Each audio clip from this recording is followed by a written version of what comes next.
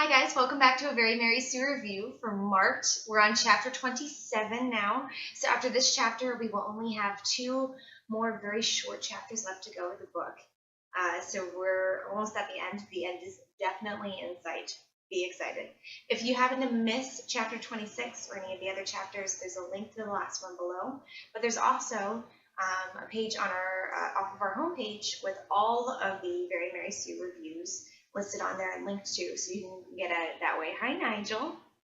And we're opening up this book with Zoe. She's already dressed and ready, and at the Dark Daughters event, she's actually wearing the dress that Aphrodite had given her to wear for the last one, and that's going to be very important as soon as I start reading.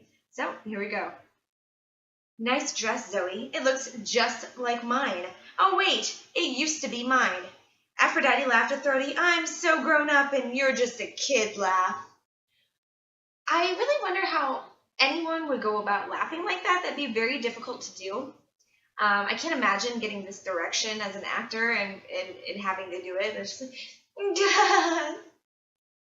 you know, I would like to see other people try. I know I was bad, but you know, I would just love to see everyone else's version of this laugh. We're gonna move on though.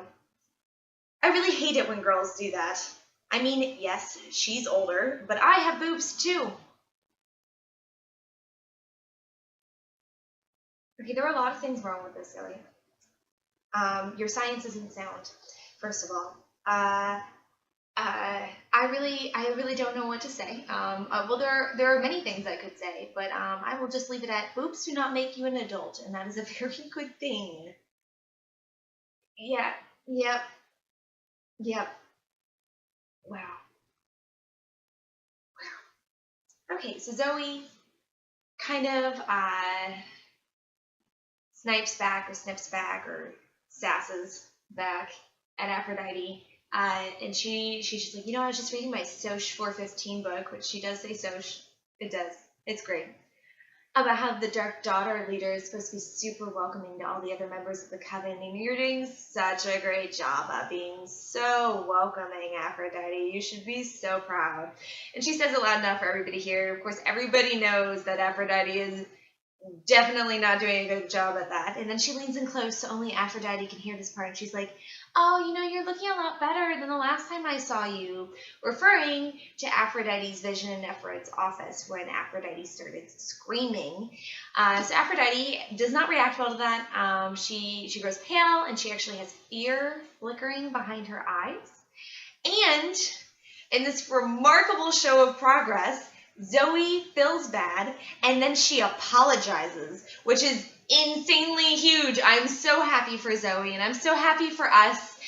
And it's just a beautiful moment that will soon be crushed, I know. So she does apologize, and Aphrodite's like, you know, screw you. And then she walks off with a hateful flip of her hair, which one, cannot do because my hair is now really short, and two, don't think I could have ever done at any point in time because I'm not sure how anybody flips their hair like hatefully. But, you know, Zoe could be reading too much into it, or I don't have my hair flip game strong. I don't know. But once Aphrodite does that, Zoe no longer feels bad, and she calls Aphrodite a hateful cow in her head. I really wish, like, I mean, on the very, very dimly bright side, at least she's not saying these things out loud, but there's a whole lot of people hate in general, but mostly girl hate going on inside Zoe's brain. And she's not progressing nearly as much as she should.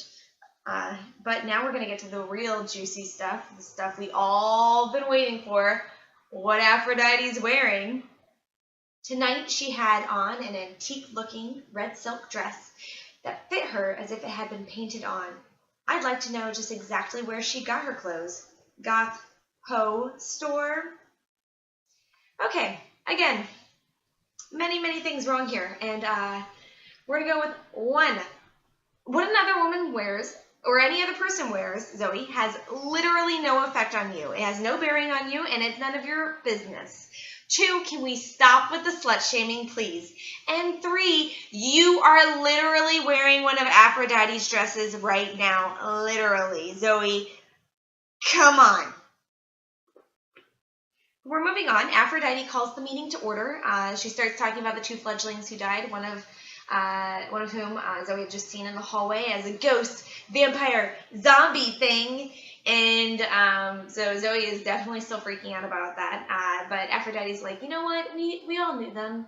But they were weak, and we don't need weakness in our coven. And at least we didn't die, so let's go out and party, because it's Samhain, and we're going to party. And I had no idea that it was this close to, it's Halloween, right? I think it's Halloween. Because, the book could have said, and I could have just forgotten these, it's been such a long time of us going through this that I haven't really been keeping it top of mind, to be honest, and I don't plan to. Because it's such a terrible book. But it was actually pretty surprising. And then they get weird. The authors get a little weird with some sexual inappropriateness from Aphrodite, which is a recurring theme. And they are just trying real hard to establish her as that trope. But they're going to sneak out. And this is one of the greatest parts to me. So let's get out of here. And remember, be silent. Focus your minds on being invisible. And any human who happens to still be awake will simply not see us. That feels like the biggest troll ever. And something like a prank that all the older vampires play on all the new baby fledglings. Like, oh yeah, you just concentrate on no one seeing you, and no one will see you. And you know what? If someone does see you at first, it's fine. You're still getting the hang of it. You just need to ignore them and concentrate really hard on them never having seen you in the first place, and then they won't have seen you. And that's, for real, the truth. That's definitely true. You should try it. It honestly, it feels like a huge thing. And then she looks directly at Zoe, and she's like, anyone who gives this away, we're not going to have mercy on them. And she's basically just saying that snitches get stitches. That's what's going on here. And Zoe having this bright moment again, where she's like, you know what, maybe I should tell my friends or something that we're sneaking out on Samhain, and isn't concerning at all. But then Eric McHottie shows up, and all that goes out the window, and she's like, yeah, I'm totally going. Let's all go. This is going to be a blast. And so they got a trapdoor, and Zoe's like, surely somebody knows about this trapdoor. And Eric's like, yeah, of course they do. They don't care. It's school tradition that we sneak out for some of the rituals. As long as we don't do anything too stupid, they pretend like they don't know we're going. He shrugged. It works out okay, I guess. Who put these people in charge of children? Seriously, I know I've said this many times, but I am very concerned.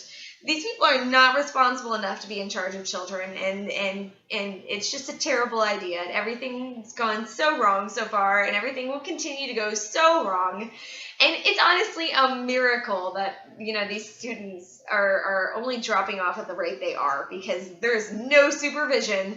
And to be fair, I guess Harry Potter had some, had the trapdoor sneaking out. Some professors should have known about this and nobody did anything, sort of thing. Other things, obviously much better. I'm definitely not comparing this book to Harry Potter. Ugh. Anyways, so Zoe's freaking out because she's like, it's cold, but I'm not as cold as I would have been before I was marked. So she's, I tried not to think about what that meant, about the change that was going on inside my body. Somebody get this girl, like, did anybody else have the American Girl, what's going on inside your body, the wonderful changes in your body, like, puberty book growing up? Because I certainly did, and I feel like Zoe could really benefit from one right now. Like, what to expect with your vampire fledgling changes in your body, American Girl dolls. And they just, there's a market here. Moving on. So they're out at a museum, they're on the grounds, and Zoe's worried about someone catching them. And Eric's like, oh, don't worry, we totally drugged the guards. And Zoe's like, wait, what? And he's like, oh, it's fine, they'll wake up later, they'll be a little groggy, they won't remember anything, but then they'll just go home, because nobody reports that, nobody's ever concerned when they, everything's concerning. I really didn't like that he was so whatever about drugging security guards. It just didn't seem right, even though I could understand the need for it. We were trespassing. We didn't want to get caught. So the guards needed to be drugged. No, you could just not trespass. and then no one would need to be drugged, and everybody would be fine. Just go somewhere else. Anywhere. So they get to a gazebo where Aphrodite's 3 friends, Warlock, Terrible, and Wasp, are up there. There's another girl up there, and so he's like, of course, I don't recognize her, but of course she's probably awful, and I already hate her. And Aphrodite begins this ritual. She calls the spirits of their ancestors to dance within it with us. And Aphrodite is super white, so I don't know how much of this is cultural appropriation or not. Because I don't know how, the vampires don't really seem to be based off of, like, their culture doesn't really seem to be based off of any specific culture. It's got a whole lot of mixes in there. So I'm not, I don't know if I can personally comment on it, but it does seem a little off. But Zoe's starting to relax. She's feeling the elements. Eric McHottie is standing right next to her, so I relaxed more, certain suddenly that the future wasn't going to be that bad. I'd make up with my friends, we'd figure out together what the hell was going on with the weird ghosts, and maybe I'd even get a totally hot boyfriend. Spoiler alert, this is exactly what happens. So Aphrodite begins the ritual summoning of the ancestral spirits, which I think is a really clunky way to say that. And if you're ever writing anything and you're like, hey, does this sentence sound awkward? A really good way to kind of tell that without having to ask anybody else is actually read the sentence out loud. And if you have a difficult time, if you stumble over anything, you know, maybe not if there's a new word, made-up word that you've created in there, maybe then it's probably fine. But in general, if it's a normal sentence and you start stumbling over certain parts of it, then it could be a bit clunky. You may need to reword it. Just a good rule of thumb. So she starts burning, which when Aphrodite actually begins it, is always like, and even I couldn't keep my attention away from her. So I'm pretty sure about like 50% of this book is you paying attention to Aphrodite. You never take your attention away from Aphrodite unless there's a hottie McHottie in the nearby vicinity, and even then, it's usually still on Aphrodite, or it goes back to Aphrodite. Maybe you should think about that a little bit. So Aphrodite is burning some sweetgrass, and Zoe is really concerned because she didn't burn sage before burning the sweetgrass. And sage must be used to purify and cleanse an area because sweetgrass attracts things, and without purifying or cleansing the area, it could attract any energy, not just good energy. So, dun, dun, dun. It's super dramatic. And now, God, I really don't want to read this, but I'm going to do it for you guys. This is what Aphrodite is saying. On the Samhain night, hear my ancient call, all you spirits of our ancestors. On this Samhain night, let my voice carry with the smoke to the other world where bright spirits play in the sweet grass mists of memory. On this Samhain night, I do not call the spirits of our human ancestors. No, I let them sleep. I have no need for them in life or in death. On this Samhain night, I call magical ancestors, mystical ancestors, those who were once more than human and who in death are more than human. Which is just one, I know how this is going to end. My apartment's probably possessed now. This is going to be such a terrible idea in the end. And two, I feel like they wrote this knowing that someday I was going to read it out loud and mock it, because I had a lisp growing up and I have a hard time with S's sometimes. And this is just the worst to read, the worst for me. And it's just, it's really dramatic. So dramatic. It's great. I love it.